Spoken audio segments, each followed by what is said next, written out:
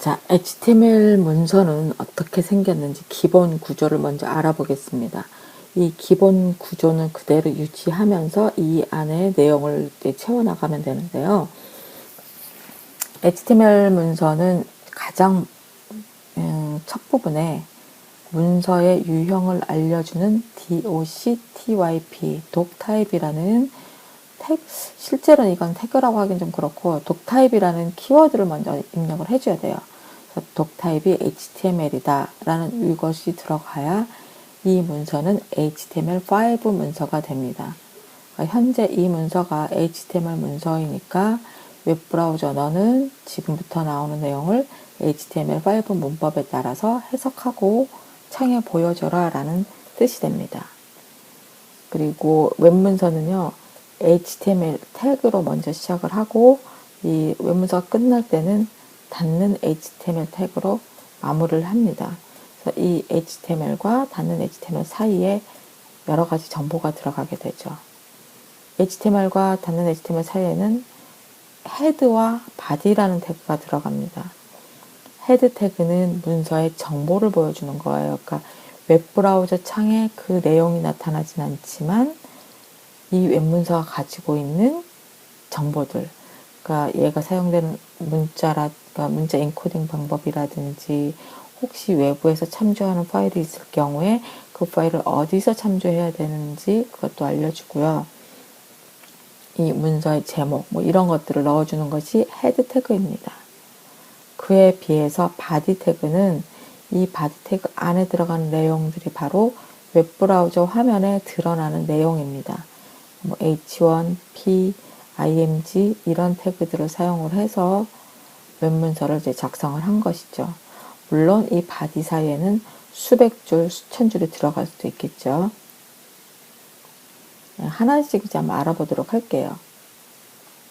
doctype은 이렇게 대문자로 쓰기도 하고 소문자로 쓰기도 하는데 뒤에 꼭 HTML이라고 붙여줘야 돼요. 근데 네가 웹브라우저한테 하는 명령인데요. 네가 이제부터 보는 이 문서를 HTML 문법에 맞게 맞춰서 해석해라 라고 알려주는 거고요.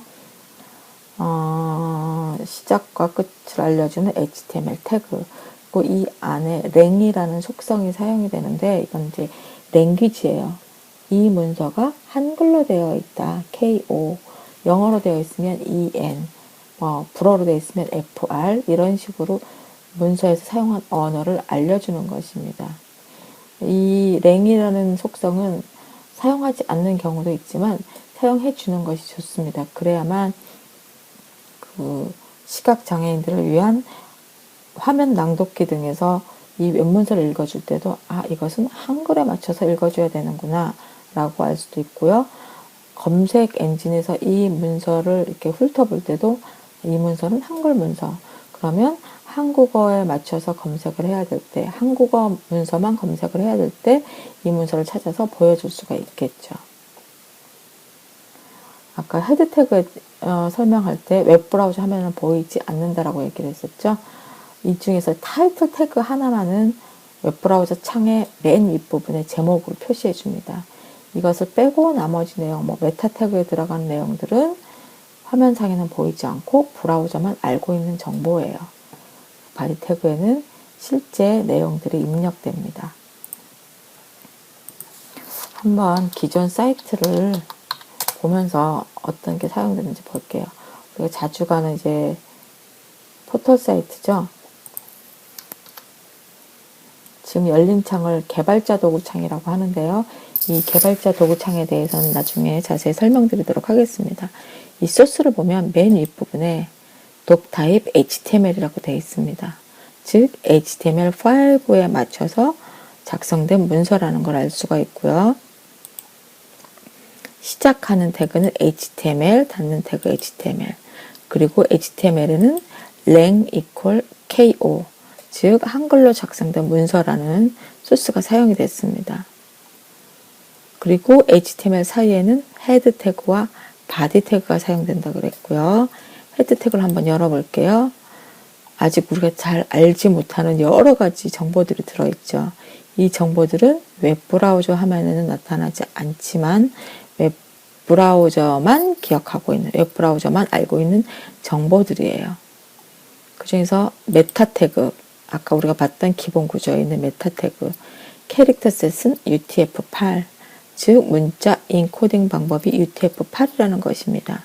이 UTF-8은 한글을 웹브라우저에 표시하기 위해서 사용되는 방법이에요. 그러니까 문자를 어떻게 표시할 것인지를 약속해 놓은 방법입니다. 이 캐릭터 셋이 UTF-8로 되어 있지 않으면 한글이 깨져서 막 사각형으로 표시되기도 하고요. 그렇게 나타나기 때문에 얘는 꼭 지정을 해줘야 돼요. 그다음에 타이틀이라는 태그가 사용되었죠. 문서의 제목이에요. 이 타이틀에 사용된 제목은 웹브라우저 창의 맨 윗부분, 이 탭 부분에 나타납니다. 여기서 한글로 다음이라고 썼다면 여기도 한글로 다음이라고 나타나고요. 타이틀 태그에 사용된 내용이 이 웹브라우저 창의 제목으로 표시가 됩니다. 자, 바디 태그를 열어보면 이 안에도 여러 태그들이 사용되고 있습니다. 여기서 사용된 div나 iframe이나 이런 것들이 앞으로 우리가 HTML 태그를 공부하면서 살펴볼 것들입니다. 자, 그러면 우리가 웹문서를 들어가기 전에 특수문자 설명드려야겠군요. 자, 특수문자는 우리가 키보드 상에는 존재하지 않는데 표시할 수 있는 여러 가지 문자들입니다.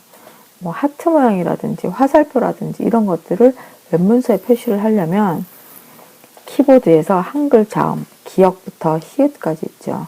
자음을 누른 다음에 한자 키를 누르면 화면상에 이런 특수문자가 표시가 돼요. 그래서 그것을 선택을 하면은 바로 웹문서에도 입력이 됩니다.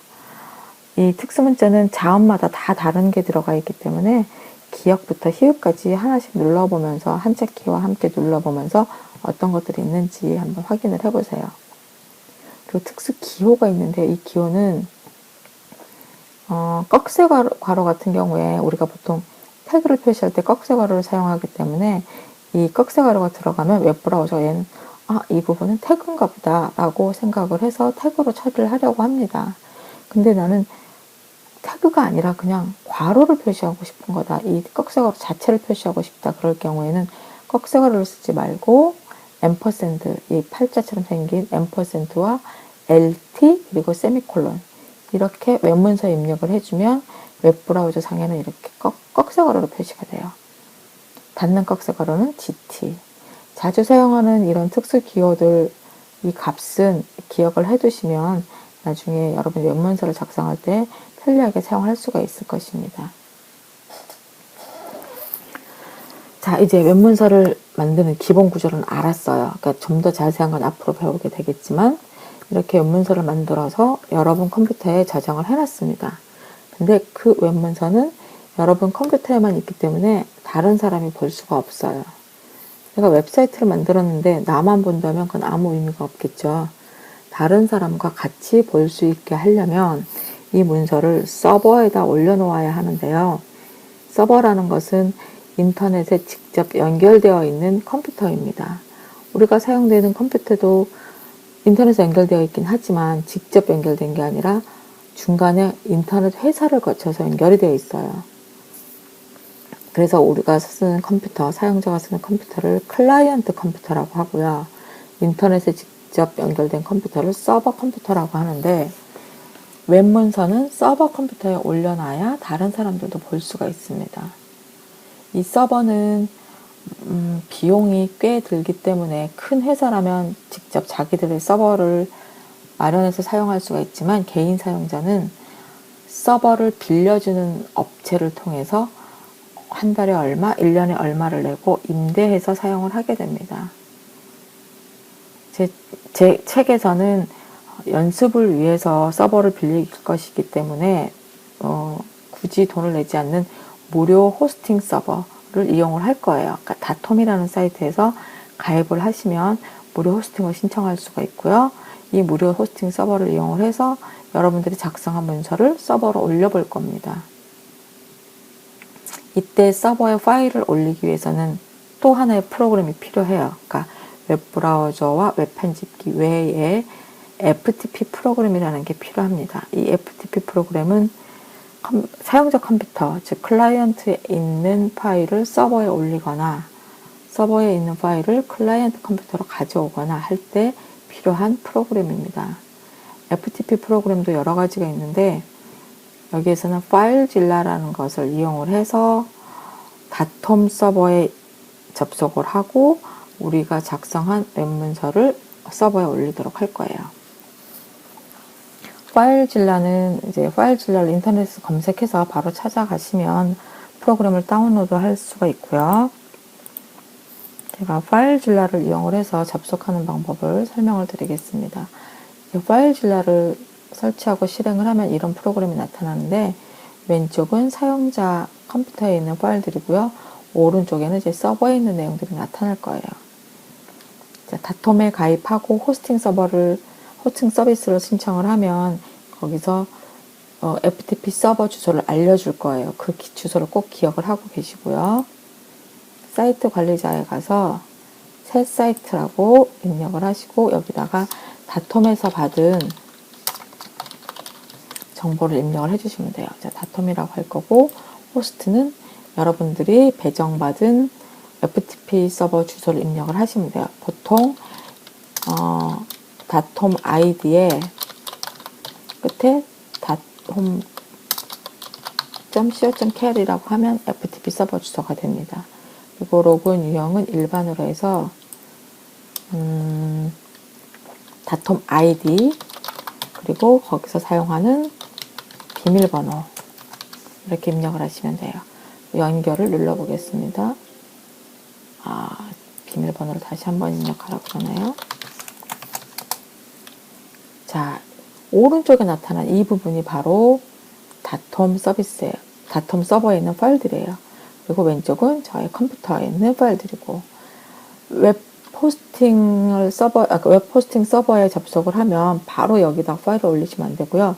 이 처음에 보이는 화면에는 여러분의 서버 접속 정보가 들어갑니다. 여기는 올리시면 안 되고 HTML이라는 폴더를 더블 클릭해서 들어가가지고 여기다 올리시면 돼요. 지금 현재 제가 01이라는 폴더에 있는 파일을 한번 올려볼게요. firstresult.html이라는 파일을 올려보겠습니다. 이때 올릴 때 내가 이미지를 사용을 했다면 그 이미지도 함께 올려줘야 돼요.